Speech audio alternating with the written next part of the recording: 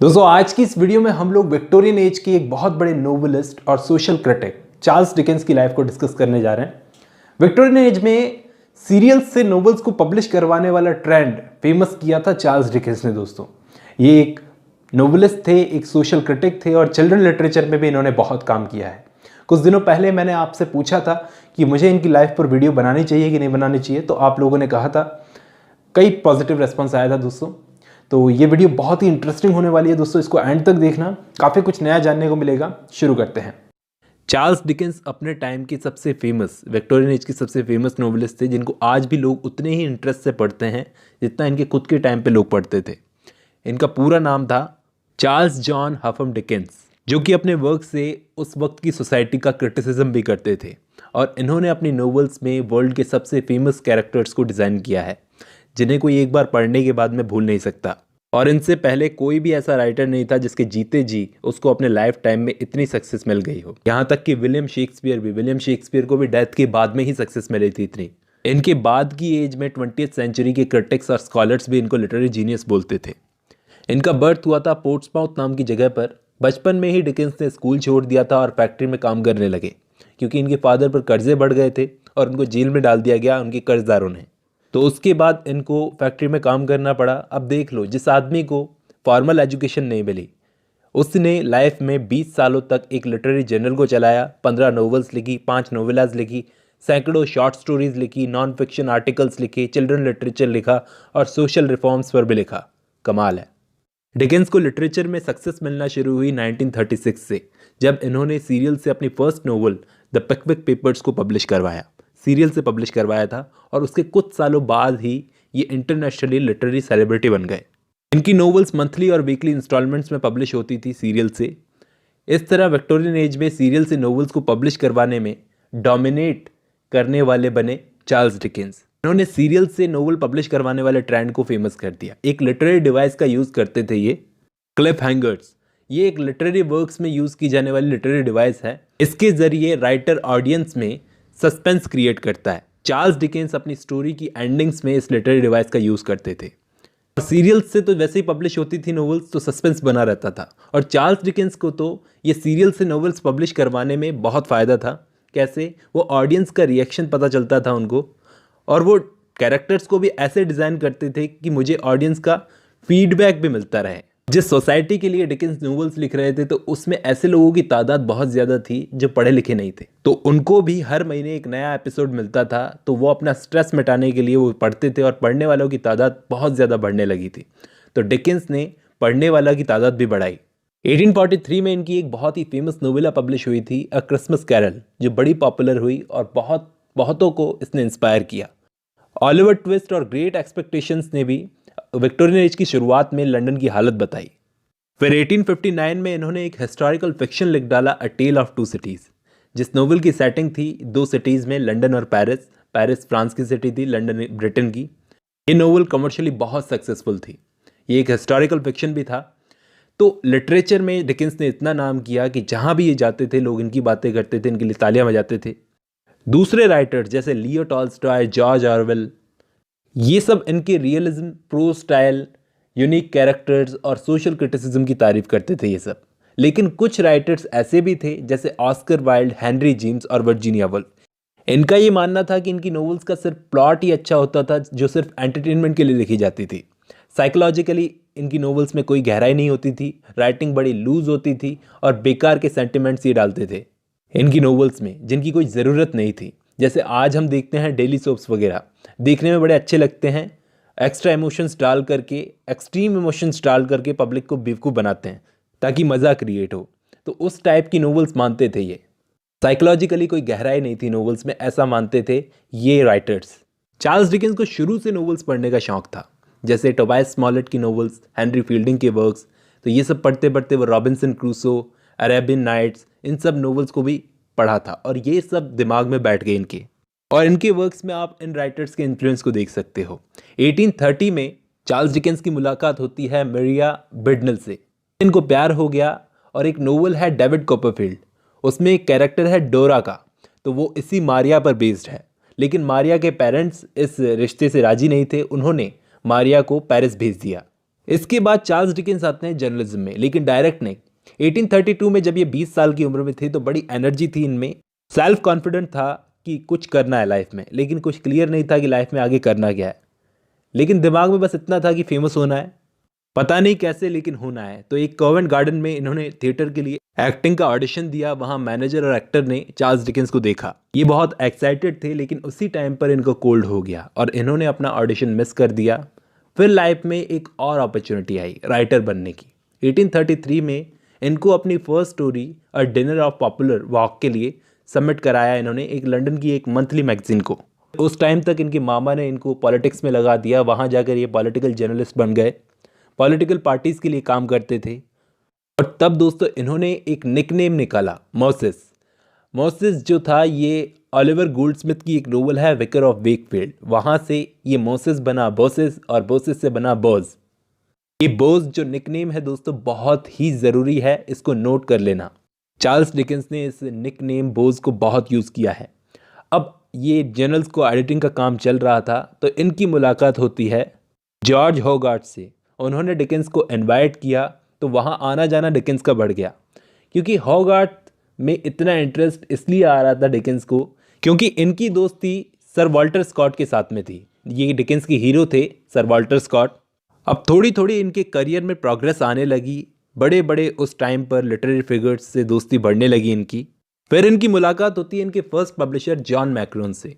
फिर इनको ऑफर मिलता है चैपमैन एंड हॉल नाम की एक पब्लिशिंग कंपनी थी, उनको अपना टेक्स्ट सप्लाई करेंगे। तो रॉबर्ट सेमोर नाम के एक ब्रिटिश इलस्ट्रेटर थे, वो मंथली लेटर प्रेस के लिए लिखने वाले राइटर थे, उन्होंने सुसाइड कर ली थी पिकविक पेपर्स का दूसरा इंस्टॉलमेंट पब्लिश करवाने के साथ ही।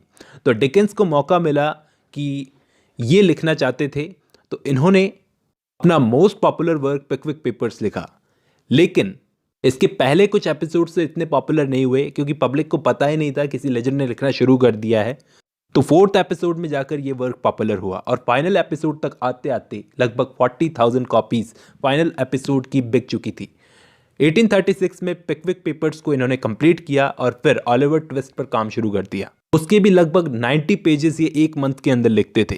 फिर 1838 में ये पब्लिश हुई और चार्ल्स डिकेंस की बेस्ट स्टोरी बन गई दोस्तों ऑलिवर ट्विस्ट। एक बात दोस्तों यहाँ पर नोट कर लेना, नोट करने वाली है कि ये फर्स्ट विक्टोरियन नोवेल थी ऑलिवर ट्विस्ट जिसमें एक बच्चा कहानी का प्रोटैगनिस्ट था। इसी बीच चार्ल्स डिकेंस ने कैथरीन से शादी भी कर ली, लेकिन उनकी 17 साल की एक बहन थी कैथरीन की जिसका नाम था मैरी, उससे डिकेंस का बड़ा अटैचमेंट हो गया था, जिसकी डेथ डिकेंस के हाथों में ही हुई थी 1837 में बीमारी के कारण। तो डिकेंस को शॉक लगा था और कुछ समय के लिए इन्होंने अपना काम बंद कर दिया था। अब इसके बाद एज ए नोवेलिस्ट इनकी सक्सेस बढ़ती जा रही थी, ये गेन करते जा रहे थे अपनी सक्सेस। तो उस वक्त क्वीन विक्टोरिया यंग ही थी, तो इनके वर्क्स पिकविक पेपर्स और ऑलिवर ट्विस्ट उन्होंने पढ़े और आधी रात में इनके वर्क्स को डिस्कस किया करती थी वो। इसके बाद 22 जनवरी 1842 में ये अपनी वाइफ के साथ गए यूएस पहली बार। तो उन्होंने वहाँ पर यूएस में न्यूयॉर्क सिटी में 1 महीना गुजारा, लेक्चर्स दिए। और उस वक्त अमेरिका में इनके वर्क्स की पायरेटिंग हो रही थी, तो इंटरनेशनल कॉपीराइट लॉ पर एक क्वेश्चन उठ रहा था उस वक्त। तो अमेरिका में भी ये बहुत ही पॉपुलर थे, इनकी पॉपुलैरिटी बहुत थी। इसके बाद ये कनाडा गए और उसके बाद ये वापस इंग्लैंड लौट कर आए। फिर अपने वर्क क्रिसमस कैरल पर काम करना शुरू किया जो कि बहुत ही पॉपुलर था। फिर 1844 में ये इटली गए, फिर स्विट्ज़रलैंड गए। इस वक्त तक दोस्तों ये अपनी राइटिंग्स के लिए बड़े सीरियस हो गए थे। चार्ल्स डिकेंस ने दोस्तों अपने 8वें बेटे का नाम, 8th सन का नाम रखा था हेनरी फील्डिंग डिकेंस। ये हेनरी फील्डिंग डिकेंस के सारे बच्चों में सबसे ज़्यादा सक्सेसफुल था और इन्होंने ये नाम अपने फेवरेट ऑथर हेनरी फील्डिंग के नाम पर ही दिया था। पहले ही अपने बेटे का नाम रखना चाहते थे ऑलिवर गोल्डस्मिथ, कि ऑलिवर गोल्डस्मिथ भी इनके फेवरेट ऑथर थे। फिर इनको लगा कि ऑलिवर ट्विस्ट मैंने लिख रखी है तो इसका मजाक बनेगा, इसका मजाक बनाया जाएगा, इसलिए इन्होंने हेनरी फील्डिंग नाम रखा। डिकेंस ने फ्रांस में भी हॉलीडेज बनाए थे। 1846 में इन्होंने पेरिस में स्पीच दी थी और बोला था, फ्रेंच लोगों के लिए बोला था, the first people in the universe. इसी बीच उन्होंने डेविड कॉपरफील्ड को लिखा दोस्तों। उस वक्त इनके दोस्त जॉन फॉस्टर ने डेविड कॉपरफील्ड के लिए लिखा था underneath the fictionally something of the author's life. और ये नोवेल दोस्तों डेविड कॉपरफील्ड चार्ल्स डिकेंस की पर्सनली सबसे फेवरेट नोवेल थी क्योंकि इसमें उन्होंने अपनी पर्सनल लाइफ को बताया है। फिर टैविस्टॉक हाउस में जाकर 1851 में इन्होंने ब्लीक हाउस और हार्ड टाइम्स जैसे फिक्शंस को लिखा और इस टाइम तक ये एक प्लेराइट विल्की कॉलिंस से बड़े क्लोज हुए। फिर अपनी इनकम से इन्होंने गैट्स हिल प्लेस खरीद लिया और 1851 में इन्होंने अपने प्ले द फ्रोजन डीप के लिए एक्ट्रेसेस को हायर किया। तो उन्हीं एक्ट्रेसेस में एक एक्ट्रेस थी एलन टर्नन। दोस्तों एलन टर्नन से इनके अफेयर थे और एक नाम और है एलन टर्नन का, नेली टर्नन। ये भी ध्यान रखना, एलन टर्नन और नेली टर्नन दोनों एक ही हैं, कंफ्यूज होने की जरूरत नहीं है। या फिर नेली रॉबिन्सन, ये भी इन्हीं का ही नाम है। उनसे चार्ल्स डिकेंस को प्यार हो गया था 45 की एज में और नेली थी उस वक्त 18 साल की। तो नेली टर्नन के लिए, एलन टर्नन के लिए अपनी वाइफ कैथरीन को छोड़ने का मन बना लिया था चार्ल्स डिकेंस ने 1858 में। अब जब इन्होंने अपनी वाइफ को छोड़ा, इसके बाद ये बहुत सारी जगहों पर घूमे। 1859 में इन्होंने अपना masterpiece work a tale of two cities लिखा। फिर 1861 में इन्होंने अपना दूसरा मास्टरपीस वर्क ग्रेट एक्सपेक्टेशंस लिखा। अ टेल ऑफ टू सिटीज एक हिस्टोरिकल फिक्शन है जिसकी 200 मिलियन से ज्यादा कॉपीज बिक चुकी हैं। ये best selling novel of all time बन गई। ग्रेट एक्सपेक्टेशंस भी सही निकली। 9 जून 1865 को डिकेंस नेली के साथ में लौट रहे थे पेरिस से। अनफॉर्चुनेटली इनकी ट्रेन क्रैश हो गई, आगे के सारे डिब्बे गिर गए और फर्स्ट क्लास के डिब्बे बच गए जिसमें चार्ल्स डिकेंस बैठे थे। तो ये तो बच गए, लेकिन ट्रेन क्रैश में जो लोग घायल हुए थे तो डिकेंस ने मदद की, अपनी ब्रांडी देकर, पानी देकर, और बहुत सारी लाइफ्स को बचाया। उस वक्त तक ये अपना वर्क आवर म्यूचुअल फ्रेंड लिख रहे थे। दोस्तों ये इनका लास्ट वर्क था जो पूरा नहीं लिखा था इन्होंने। अब ट्रेन क्रैश के बाद में डिकेंस बहुत नर्वस हो गए थे और ट्रेन में सफ़र करने से घबराने लगे थे। फिर दूसरी बार ये जब यूएस गए तो रैल्फ वाल्डो एमर्सन, इसके बाद ये दूसरी बार यूएस गए थे तो वहाँ पर Ralph Waldo Emerson, Henry Wadsworth Longfellow और पब्लिशर जेम्स थॉमस फील्ड से मिले। फिर जून 1870 में इनकी डेथ हो गई। वेस्टमिंस्टर एबी पार्ट्स कॉर्नर में इनको दफनाया गया और चार्ल्स डिकेंस के आखिरी शब्द थे ऑन द ग्राउंड।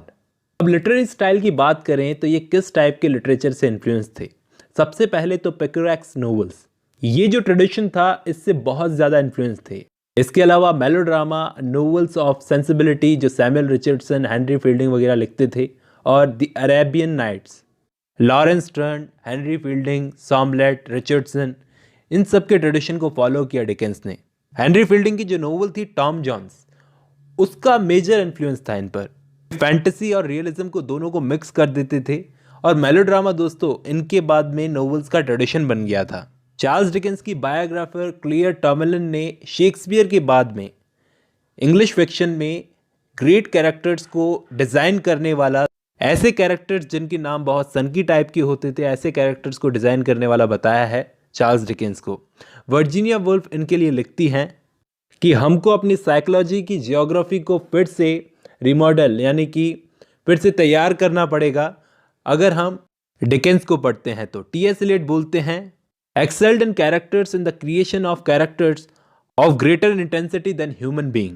इनको दोस्तों लंदन का मैजिक लालटेन माना जाता है जिन्होंने बहुत से लोगों की नोवेल्स को इंस्पायर किया है। और एक खास बात, ये अपने वर्क्स में ऑटोबायोग्राफिकल एलिमेंट्स को डालते थे। जो कुछ इन्होंने अपने रियल लाइफ में देखा था, रियल लाइफ के कैरेक्टर्स को ही उठाते थे, डिजाइन करते थे, खास करके अपने चाइल्डहुड की मेमोरीज को, एक्सपीरियंसेस को। 1913 में इनकी पिकविक पेपर्स पर एक साइलेंट फिल्म भी बन चुकी है और इनके जीते जी भी काफ़ी इनके वर्क्स पर फिल्में बन चुकी थी। फिलिप कॉलिंस ने इनके वर्क ब्लीक हाउस को इनका एक क्रूशियल आइटम माना है। विलियम वर्ड्सवर्थ इनके लिए बोलते थे, very talkative vulgar young person. George Meredith के हिसाब से इंटेलेक्चुअली लैकिंग।